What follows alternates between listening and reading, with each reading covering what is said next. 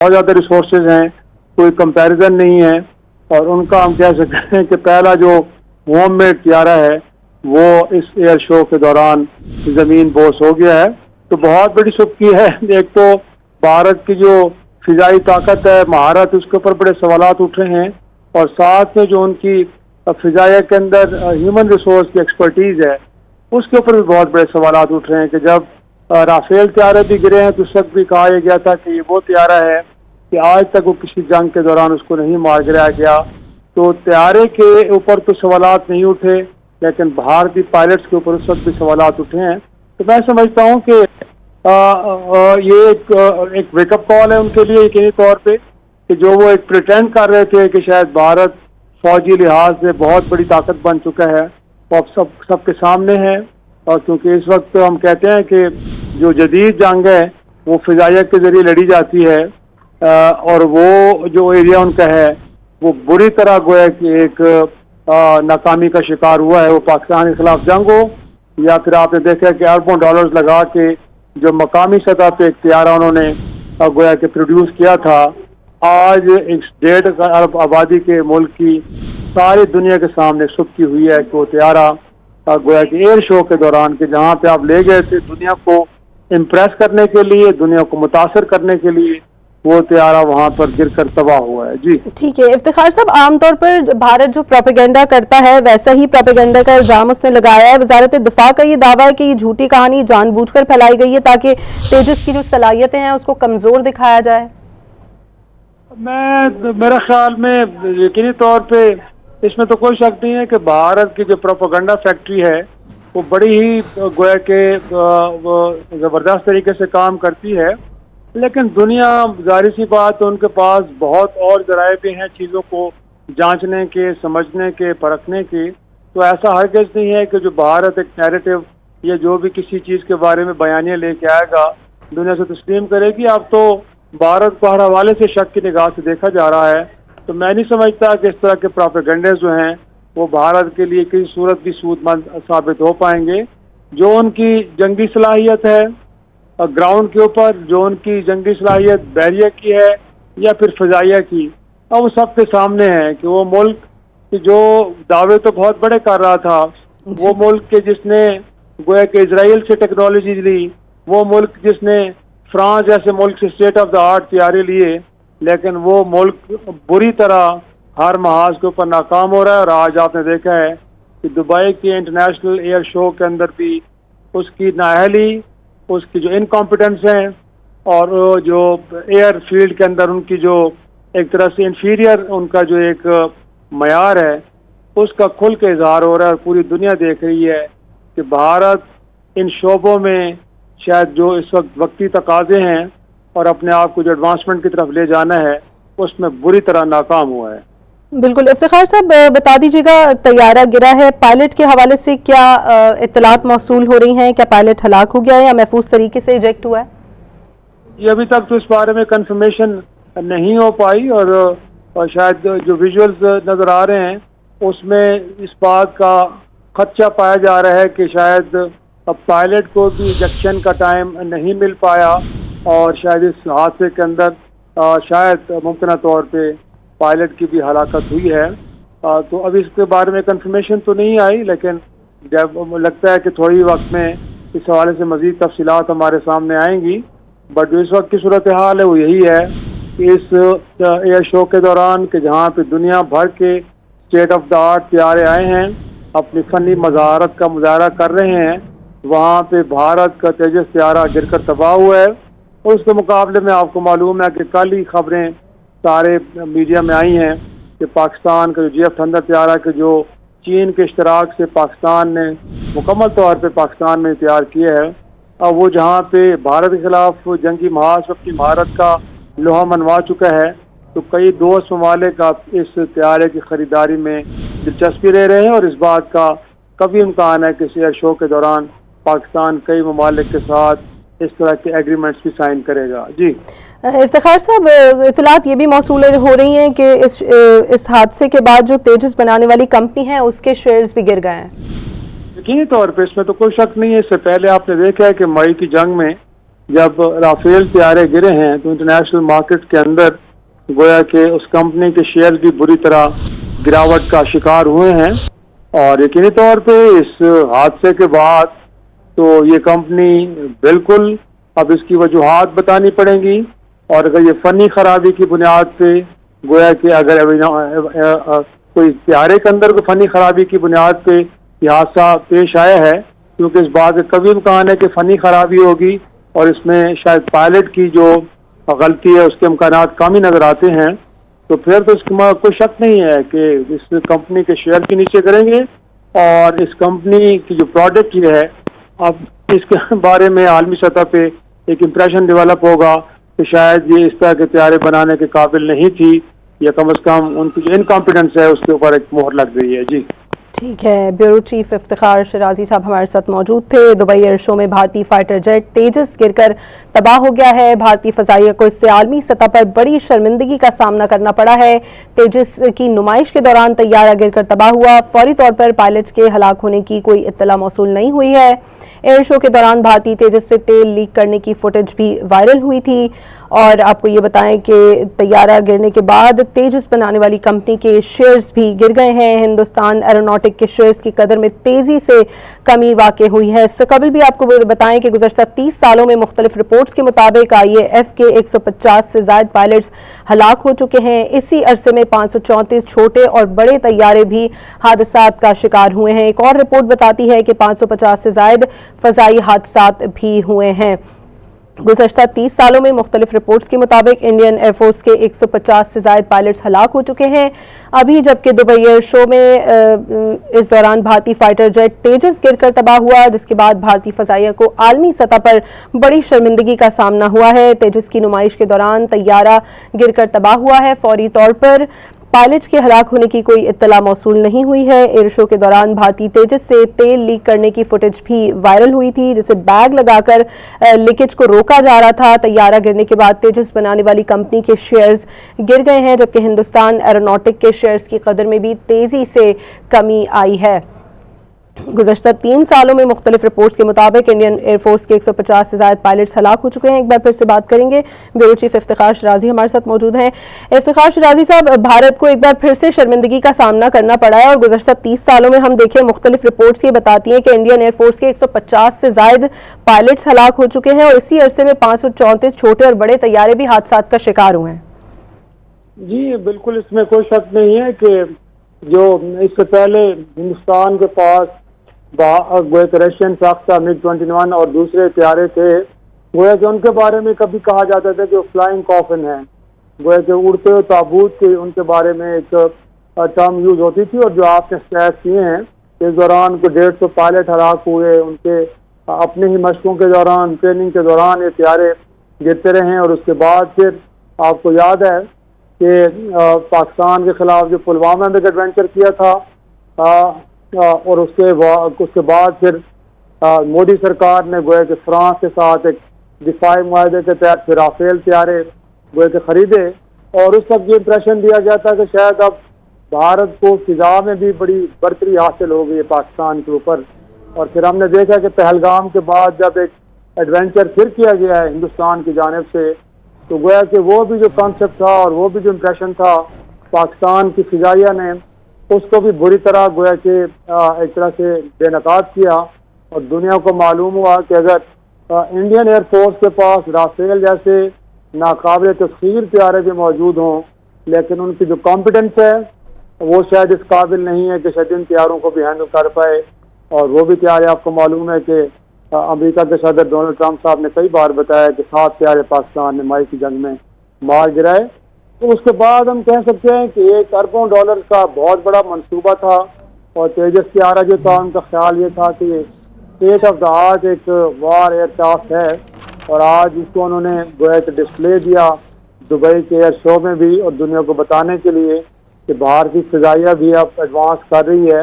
اور مقامی سطح پہ ایک state of the art war plane کو جو ہے انہوں نے ڈیولپ کیا ہے، تیار کیا ہے۔ لیکن اب سب کے سامنے ہے اس طیارے کی اڑان بھرنے کے تھوڑی دیر بعد پھر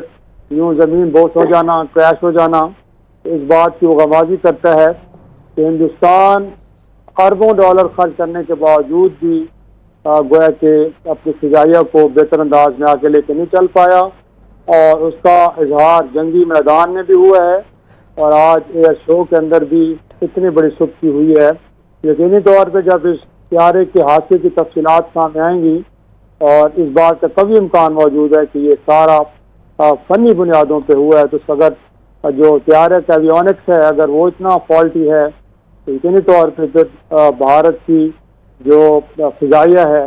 اس کی ایکسپرٹیز کے اوپر یقینی طور پہ سوالات اٹھیں گے۔ تو جب اس سے پہلے بات کر رہے تھے کہ اسی فضائیہ کے بعد جب رافیل طیارے آئے ہیں تو وہ گرے ہیں، تو اس کمپنی کے مارکیٹ میں شیئر کس طرح نیچے گئے ہیں جی، اور اب بتایا جا رہا ہے کہ تیجس کمپنی جو جس طیارے کو بنا رہی تھی اب اس کے بھی جو شیئرز ہیں وہ نیچے کی طرف جا رہے ہیں۔ تو اوور آل ہم کہہ سکتے ہیں کہ اتنا بڑا ملک ہے جس کے پاس اربوں ڈالر کا دفاعی گویا کہ فنڈز ہیں،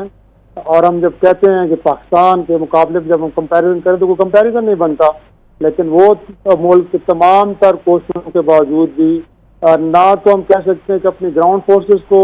نہ اپنی نیول فورسز کو، اور نہ ہی فضائیہ کو بہتر انداز میں ایڈوانس کر پایا ہے۔ جی ٹھیک ہے افتخار صاحب، ہم نے دیکھا تھا دبئی ایئر شو میں گزشتہ روز بھارتی پائلٹ جو تھے وہ JF-17 تھنڈر کے ساتھ تصویریں بنا رہے تھے، جس کی سوشل میڈیا پر ویڈیو بھی وائرل ہوئی تھی، اور ساتھ یہ بھی بتا دیجیے گا کہ جو بار بار حادثات ہو رہے ہیں اس کے باوجود بھی انڈین ایئر فورس نے اپنی پائلٹ سیکیورٹی پروٹوکول کو کیوں نہیں بہتر بنایا؟ جی ہونا تو چاہیے میرے خیال میں، لیکن جب آپ بہت زیادہ اوور کانفیڈنٹ ہو جاتے ہیں، جب آپ ریالٹی کے اگینسٹ چیزوں کو پورٹری کرنے کی کوشش کرتے ہیں، جب آپ دنیا کو امپریشن دیتے ہیں کہ ایوری تھنگ از فائن اور آپ اوور کانفیڈنٹ ہو جاتے ہیں تو پھر اس طرح کی چیزیں ہوتی ہیں۔ گویا کہ پاکستان کے خلاف جنگ میں بھی تو یہی ایک ایٹیٹیوڈ تھا نا۔ آپ کو معلوم ہے کہ پاکستان نے اس وقت بھی اس واقعے کو لے کے ایک جوائنٹ انویسٹیگیشن کی بات کی۔ امریکہ جیسا ملک، بہت سارے اور ممالک بھی ریسٹرینٹ کی بات کر رہے تھے ہندوستان سے،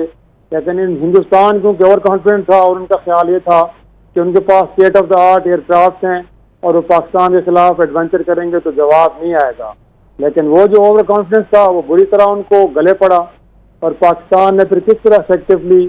وہ اسرائیلی ٹیکنالوجی ہو یا رشین ٹیکنالوجی ہو اس کو بڑے بہترین طریقے سے گویا کہ ناکام بھی بنایا اور ہندوستان کو گویا کہ ناکوں چنے بھی چبوائے۔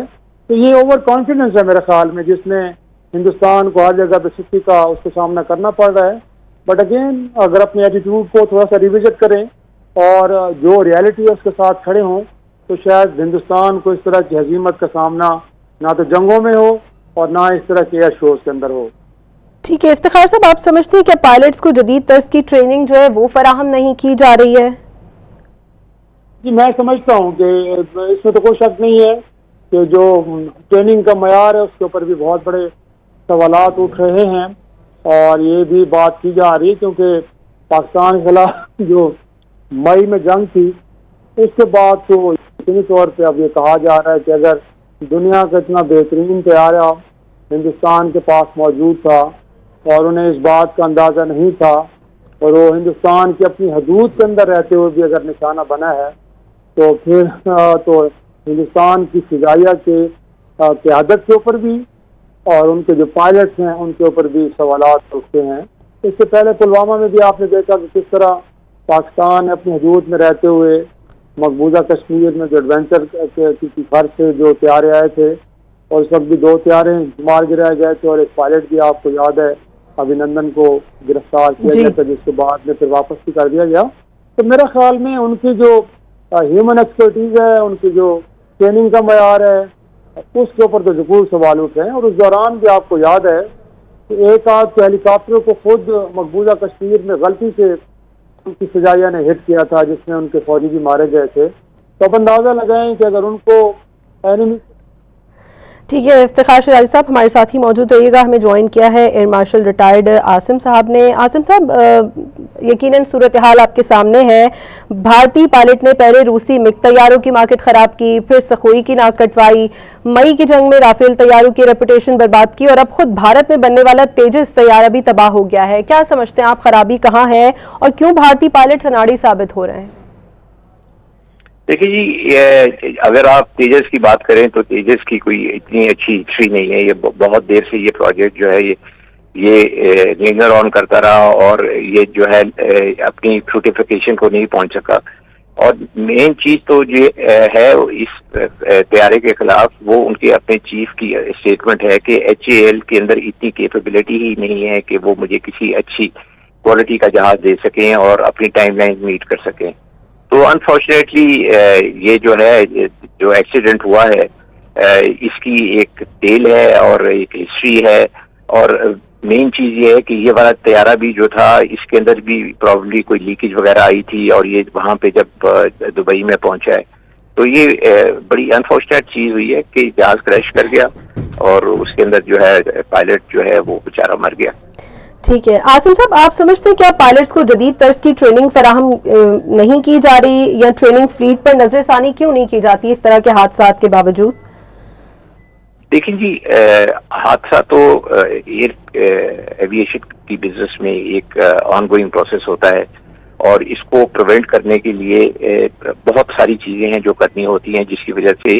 ایویشن جو ہے وہ ایک بڑی سیف انڈسٹری ہے اور ایک سیف بزنس ہے. لیکن اگر آپ کہیں پہ چوک جاتے ہیں تو پھر آپ کو اس چیز کا نقصان اٹھانا پڑتا ہے اور اس کا ایک ایکسیڈنٹ کی صورت میں آپ کے سامنے ایک حادثہ آ جاتا ہے. تو ابھی آپ یہ دیکھ لیں کہ یہ جو جہاز کریش ہوا ان کا اس جہاز کے اندر اپیرنٹلی کوئی تکنیکی خرابی تھی اور چونکہ یہ ایئر شو تھا، ایئر شو کے اوپر ایک بہت بڑا پریشر ہوتا ہے کہ آپ نے پرفارم کرنا ہے اور آپ کے جہاز میں اڑنا ہے اور انڈینس تو اور بھی زیادہ انڈر پریشر ہوں گے کیونکہ وہاں پہ ہمارا تو چیمپئن JF-17 گیا ہوا ہے اور اس کی بڑی تعریفیں ہو رہی ہیں اور انہی کے لوگ جو ہیں ہمارے جہازوں کے ساتھ کھڑے ہو کے تصویریں بھی کھنچواتے رہے. تو میرا خیال ہے کہ ایک وہ پریشر بھی تھا انڈینس کے اوپر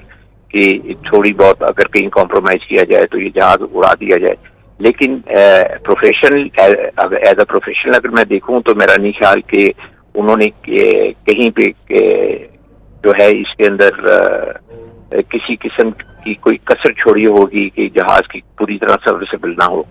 جہاز میں خیال سروسیبل ہوگا تو انہوں نے اڑایا ہوگا، لیکن اب کیا خرابی ہوئی ہے جہاز کے اندر وہ تو انویسٹیگیشن ہی بتا سکے گی. ٹھیک ہے، یہ بھی بتا دیجیے گا عاصم صاحب کہ بھارت اور پاکستان کی فورس کا تو پھر کوئی مقابلہ ہی نہیں ہے اس صورتحال میں، اور کیا آپ کو لگتا ہے انڈین ایئر فورس جدید جنگی ماحول کے لیے تیار ہے، اور اگر نہیں ہے تو یہ ذمہ داری کس کی ہے؟ دیکھیے جی، پہلی تو چیز یہ ہے کہ مئی کی جنگ نے ایک چیز بہت عیاں کر دی کہ Pakistani year force is much better than the Indian air force. دوسری چیز یہ ہے کہ ہماری لیڈرشپ جو ہے air chief marshal Babar Siddiqui, وہ اس کی قیادت میں جس طرح پاکستان ایئر فورس نے پرفارم کیا وہ آپ کے سامنے ہے. اور ابھی ہمارے چیف جو ہیں وہ وہاں پہ دبئی ایئر شو میں بھی گئے ہوئے ہیں اور انہوں نے وہ وہاں پہ اویلیبل ہیں اور ان کی کافی ساری وہاں پہ میٹنگز ہوئی ہیں اور سننے میں آ رہا ہے کہ ابھی ہمارا کوئی ایک کانٹیکٹ بھی ہو گیا ایک کنٹری کے ساتھ JF-17 کا. تو ہماری تو air force is already very very professional air force and اس کے اندر ہم اپنی ٹریننگ کا خیال کرتے ہیں، ہم اپنے جہاز کی سروسیبلٹی کا اور ٹیکنیکلی اس کو پوری طرح جو ہے تیار رکھنے کے لیے ہر قسم کی انسپیکشنز کرتے ہیں اور جب وہ کلیئرنس ہو جاتی ہے اس کی تو اس وقت ہم جہاز اڑاتے ہیں. تو یہ اس طرح کی جب آپ اپنی ایک ڈرل رکھتے ہیں جس سے آپ اپنے جہاز کی سروسیبلٹی جو ہے وہ پیک کے اوپر اور ٹاپ پرفارمنس کے لیے جہاز کو تیار کرتے ہیں، تو یہ میرا خیال ہے کہ کوئی کمی تو ڈیفینیٹلی رہ گئی ہوگی کہیں نہ کہیں، جس کی وجہ سے یہ جو ہے اگر ٹیکنیکی جہاز میں کوئی پرابلم آیا ہے تو پھر میں تو یہی کہوں گا کہ ٹیکنیکل پرابلم ہوگا اور کوئی پائلٹ جو ہے وہ ایسے اتنے بڑے ایئر شو کے اوپر جب بھیجے جاتے ہیں تو وہ بہت اچھے اور منجے ہوئے پائلٹ ہوتے ہیں، تو کچھ نہ کچھ تو ہوا ہوگا جو وہ جہاز کو سنبھال نہ پائے. بالکل، بہت شکریہ. دفاعی تجزیہ کار air marshal retired Asim Suleman sahab ہمارے ساتھ موجود تھے اور بیورو چیف اسلام آباد افتخار شرازی صاحب اپڈیٹ کر رہے تھے. دونوں کا بہت شکریہ.